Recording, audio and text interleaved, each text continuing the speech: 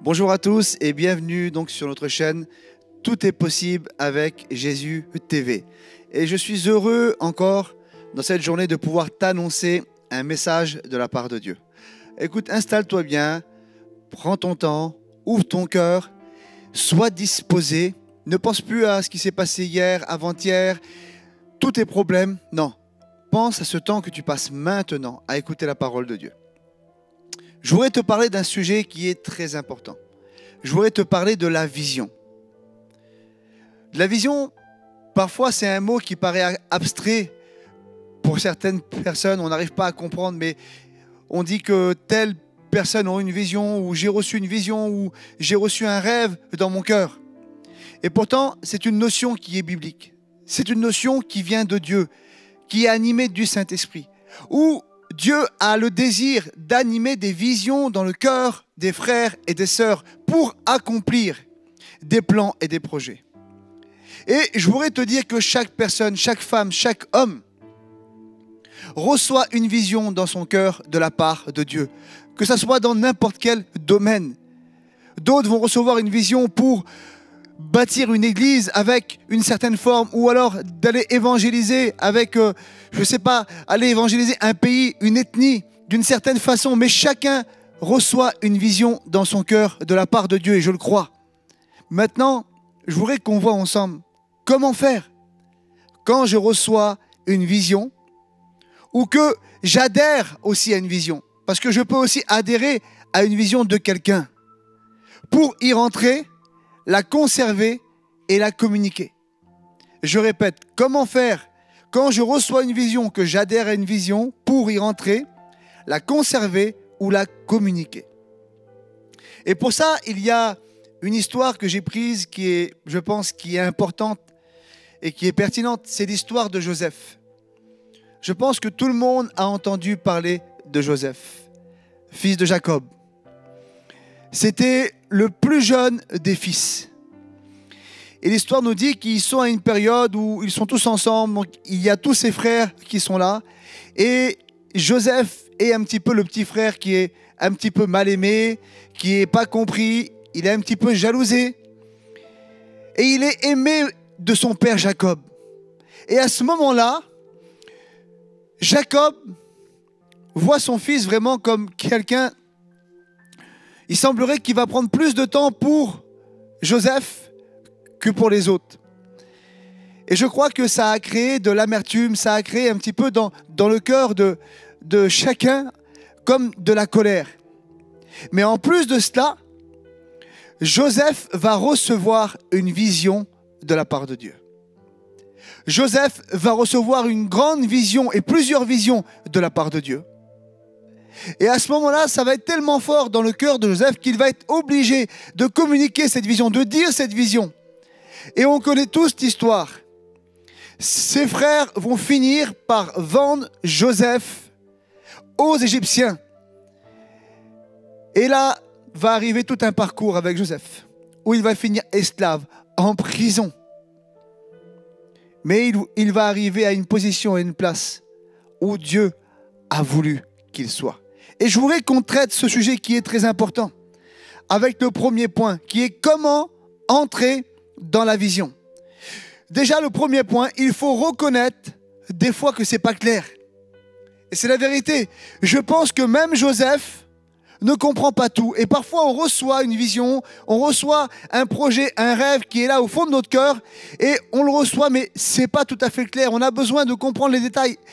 Et il faut être honnête qu'on a besoin parfois de prendre le temps et d'avancer avec le Seigneur. Et je crois que la première chose qu'il faut faire pour y rentrer, c'est de croire à cette vision.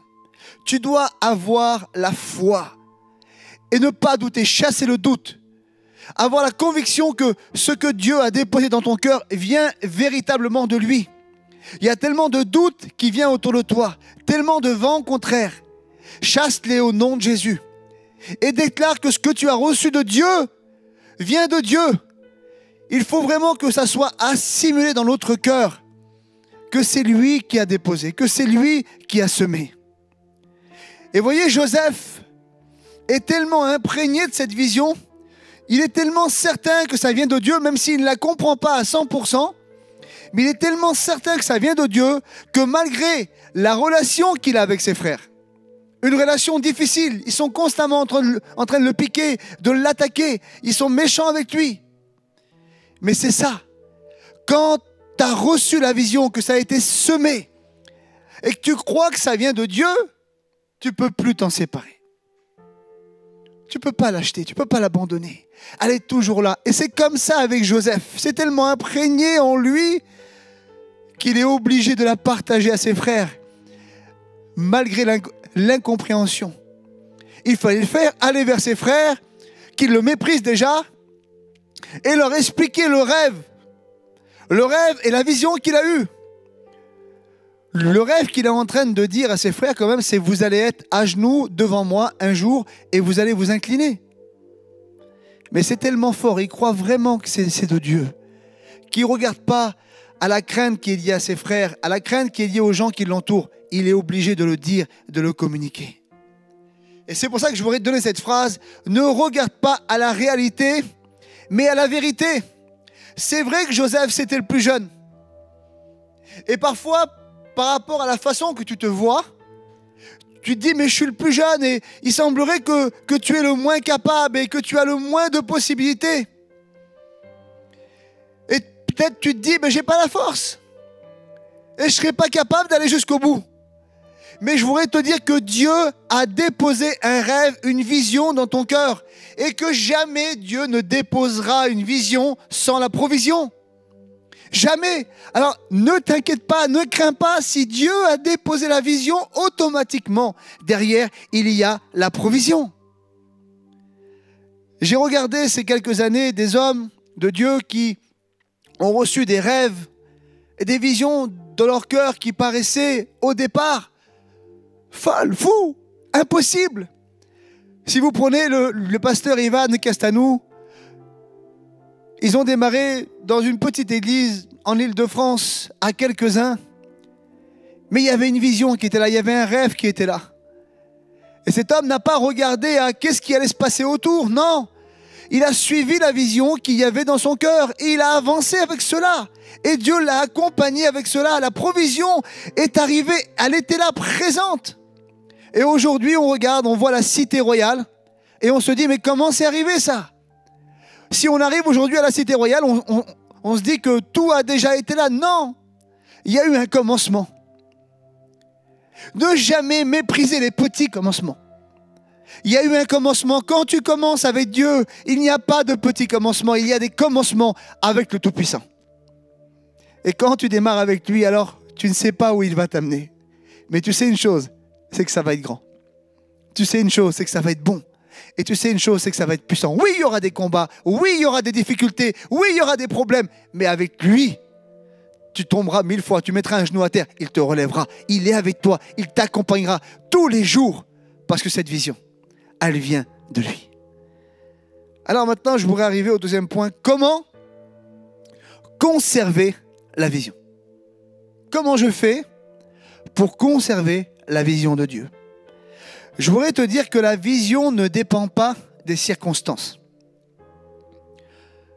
de ce qui se passe à côté. Des bonnes circonstances, des mauvaises circonstances, et on se dit: oh, comme il y a des bonnes circonstances, il y a un couloir qui s'ouvre, qui est là, alors je prends l'opportunité. Et en fait, ça, c'est n'importe quel opportuniste peut arriver à cela. La vision ne dépend pas des circonstances. La vision dépend de lui et dépend de celui qui la reçoit. La vision dépend simplement que Dieu donne et de ton obéissance à obéir à celui qui a donné. Alors, nous voulons avancer. Bonnes circonstances, mauvaises circonstances. Simplement, avec ce regard, on visualise ce qui est devant nous, ce qu'on a vu, ce que Dieu nous a montré. C'est comme le but, l'objectif. On ne le lâche pas du regard.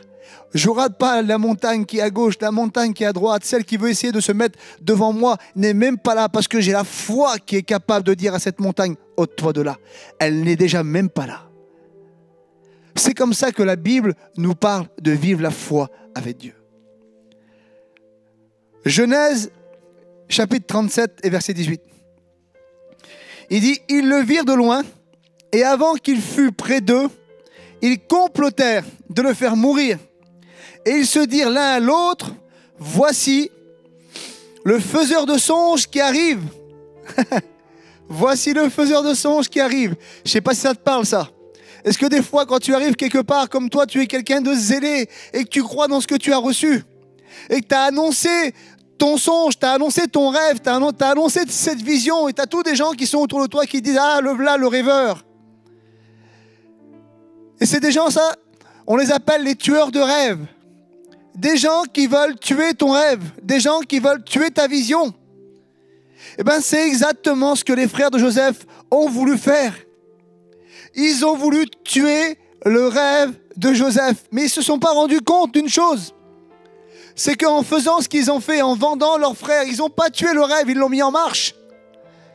Et je voudrais te dire que les gens qui viennent vers toi, qui essayent de te faire du mal, si toi tu es toujours aligné avec Dieu, si toi tu ne lâches pas la main de Dieu, si toi tu es toujours dans ton cœur certain que ça vient de Dieu, tout ce qu'ils feront sera simplement un coup de pouce pour mettre en marche la vision que Dieu a mise dans ton cœur.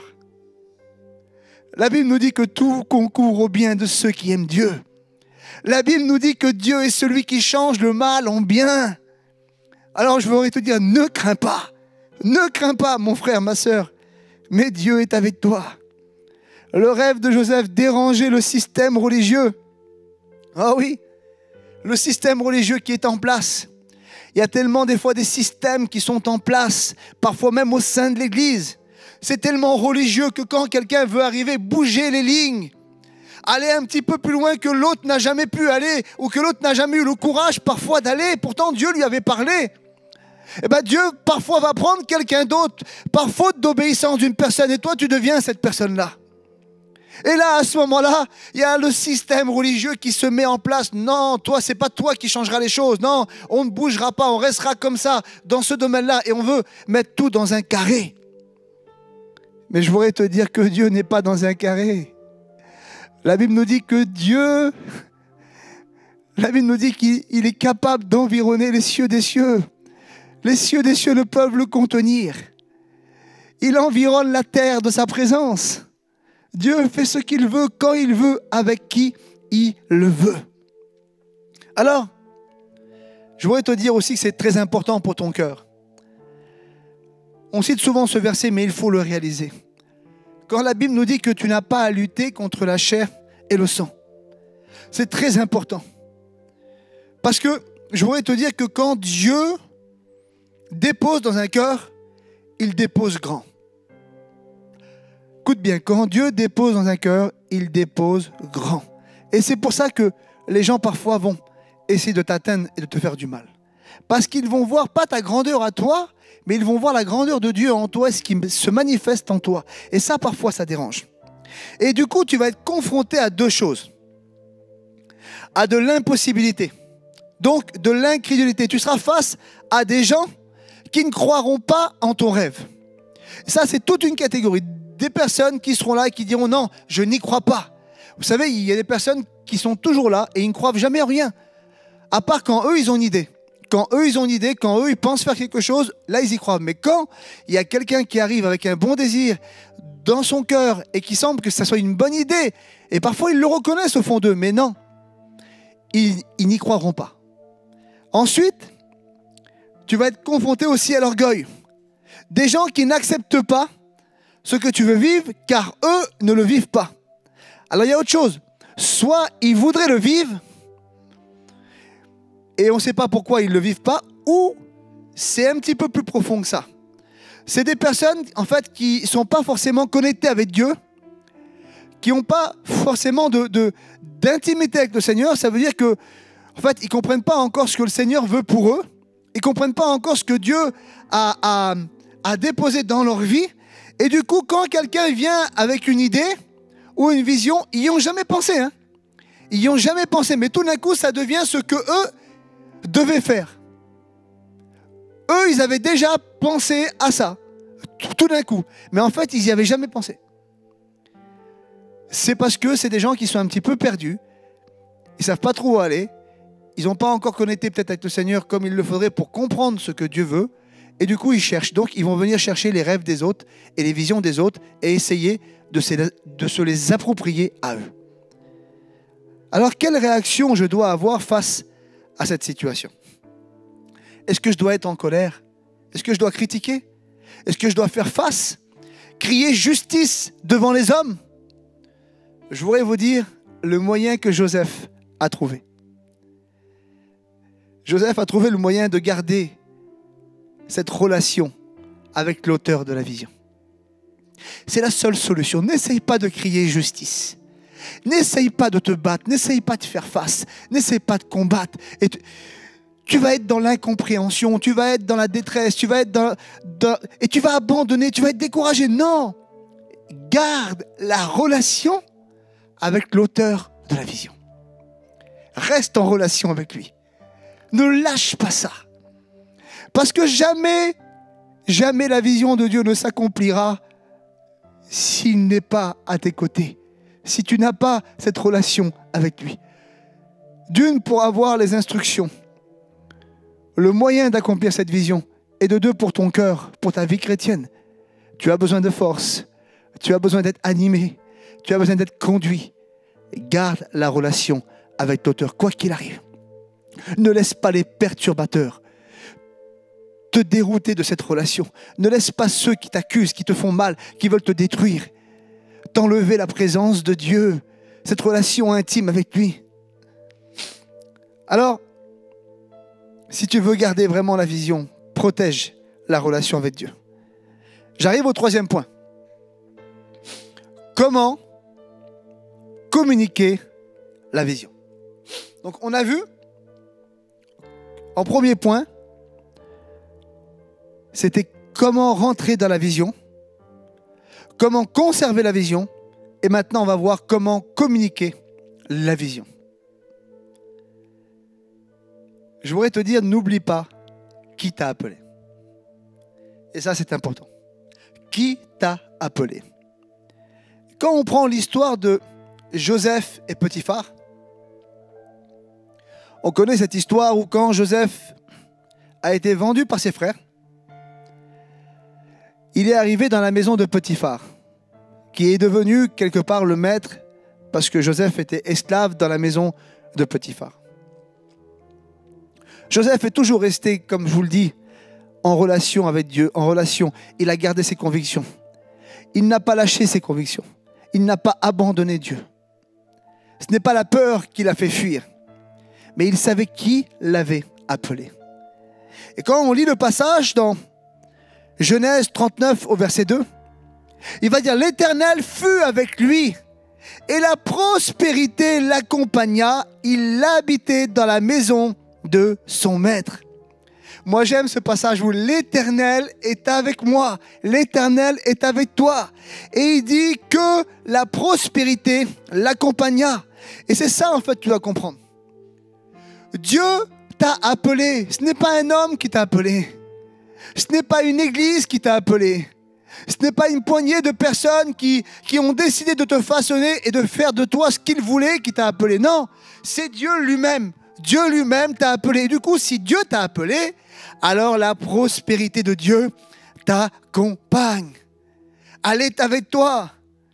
Et la première chose, en fait, pour communiquer la vision, beaucoup de gens parlent de vision, ils parlent de rêve, mais ne vivent pas ces rêves. Et ça, c'est dommage. Parce que la première chose pour communiquer la vision, tu dois vivre la vision. Tu ne peux pas vouloir communiquer une vision et ne pas la vivre. Tu ne peux pas aujourd'hui vouloir partager, par exemple, une vision de partage autour de toi, d'unité, et ne pas vivre l'unité et le partage. Tu ne peux pas aujourd'hui dire, aujourd'hui je veux qu'on soit une église unie, qu'on travaille les uns avec les autres, et pourtant être séparés de certains. C'est pas possible. Pour communiquer la vision, que cette vision ait un impact dans le cœur des gens qui sont autour de toi, dans le cœur des gens qui vont venir, il faut qu'ils voient en toi la vision. Il faut que la vision soit gravée en toi, il faut que cette vision soit imprégnée en toi. Si tu ne vis pas la vision, tu ne la communiqueras jamais. Jamais tu ne communiqueras une vision que tu ne vis pas, c'est impossible. Tu ne seras jamais pris au sérieux, ils ne te comprendront pas. Il y aura une incohérence. Vous voyez, il y avait cette pub américaine où il y a un homme qui arrive et il va essayer un rasoir. Et en fait, le rasoir fonctionne tellement bien que ce monsieur-là, dans la publicité, décide d'aller acheter l'usine. Vous comprenez? Eh bien, c'est ça en fait. Les gens vont s'approcher de toi et si il y a vraiment la vision dans ton cœur, alors ils vont adhérer au reste. Ils viendront là où il y a les projets, ils seront avec toi. Ils mettront leur cœur avec toi. Mais il faudra qu'ils voient la vision. Les gens n'adhèrent pas à une explication, mais à une démonstration. Ce n'est pas une explication qui compte, c'est une démonstration. Et si aujourd'hui tu démontres que cette vision n'est pas simplement un rêve passager, mais que tu mets tout ton cœur, tu mets tes bras, tu mets tes jambes, tu mets ton esprit tout entier dans cette vision, ça sera une démonstration. Et cette démonstration montrera aux gens la valeur de ce que tu dis. 1 Corinthiens 4, 20 dit « Car le royaume de Dieu ne consiste pas en paroles, mais en puissance. » Et je crois que c'est la même chose pour la vision. Elle ne sert à rien si elle est simplement des belles paroles. Mais si elle est démontrée par la puissance de Dieu d'un cœur, d'une vie, d'un foyer, alors là, elle prend sa valeur. Joseph, il va être reconnu comme un homme de Dieu. Et il y aura des situations inconfortables avec des gens qui ne comprenaient pas, qui ne comprennent pas ta foi, qui ne comprennent pas réellement ce que tu vis. Parfois, ce sera des inconvertis, parfois, ce sera même des proches, parfois, ce sera même des collaborateurs qui sont avec toi dans l'église. Mais je voudrais te dire une chose, et on lit ça au chapitre 39, verset 2. Il dit « L'Éternel fut avec lui, et la prospérité l'accompagna, et il habitait dans la maison de son maître. » Et c'est ce verset-là que je vous ai cité tout à l'heure. Mais pourquoi que je vous recite ce verset? C'est qu'à la finale, quand tu fais face avec la vision de Dieu, la démonstration dans ta vie fera que les gens reconnaîtront. Ils vont reconnaître ce que Dieu a mis dans ton cœur. Et c'est là où, dans le verset suivant, il va dire que Potiphar va établir Joseph dans sa maison. Au départ, c'est qu'un esclave.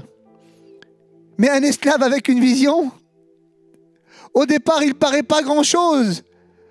Mais pas grand-chose avec une vision de Dieu.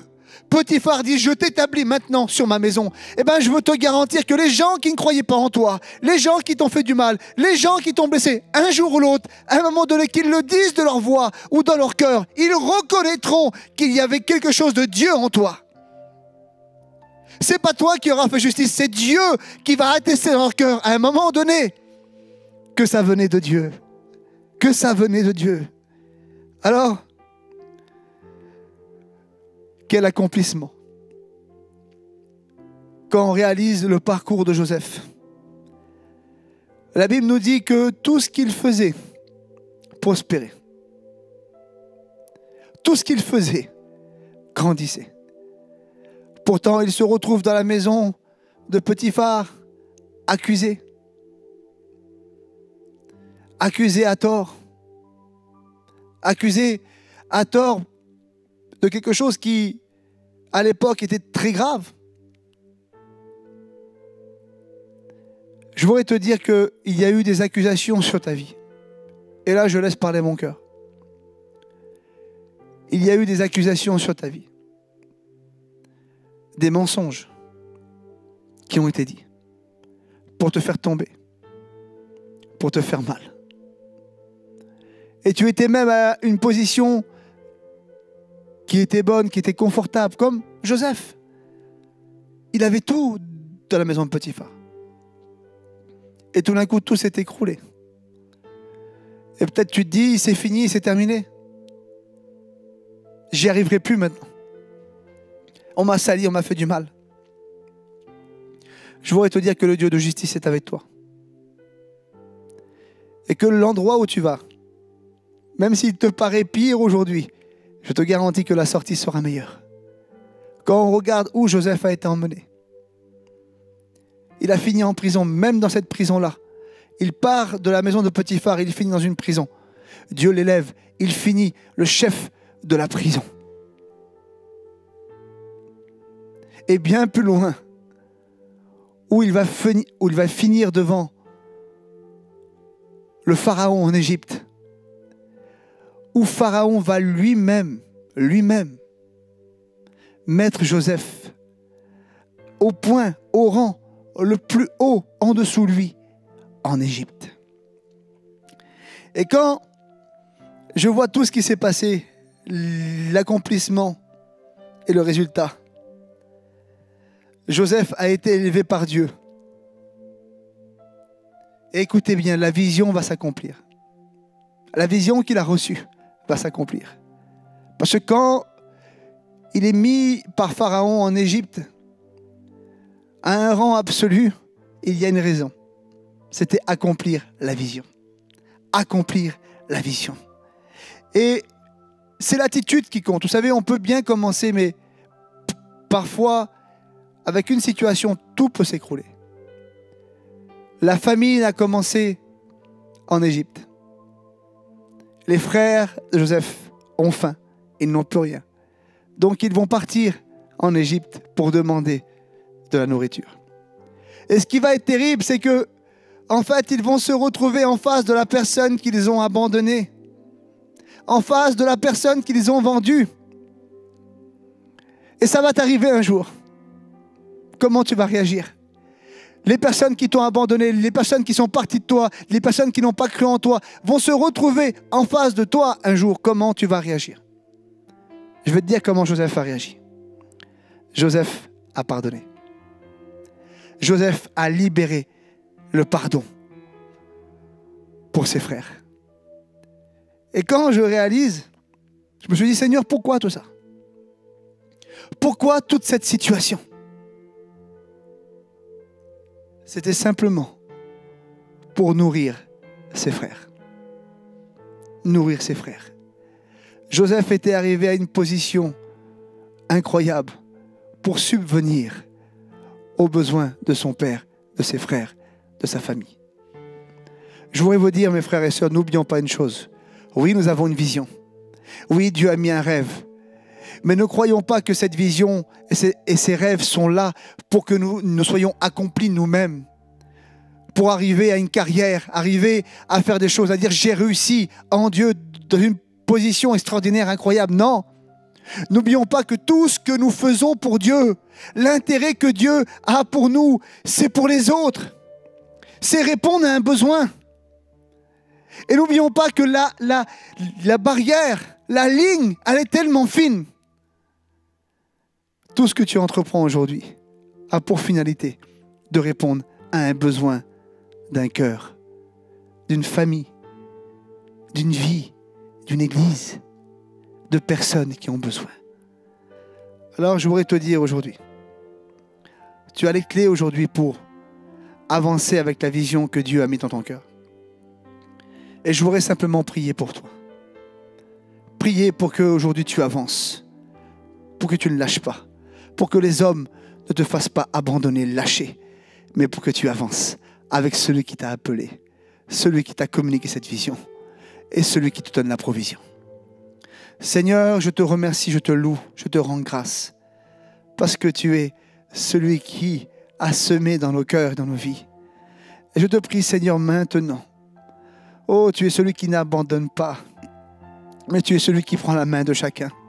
Je te demande, Seigneur, que les personnes qui sont découragées, Seigneur, va les encourager, Saint-Esprit, maintenant. Mais que chaque personne, dans les tribulations qu'il vit, pour la vision qu'il a reçue, oh, il puisse croire que tu es avec eux constamment, chaque instant. Tu as dit, tu es avec nous, Jésus, tous les jours, jusqu'à la fin du monde. Je te prie, Seigneur, pour que des rêves, des visions s'accomplissent pour ta gloire, Seigneur, pour ton nom, Jésus. Je te dis merci. Amen. Que Dieu vous bénisse.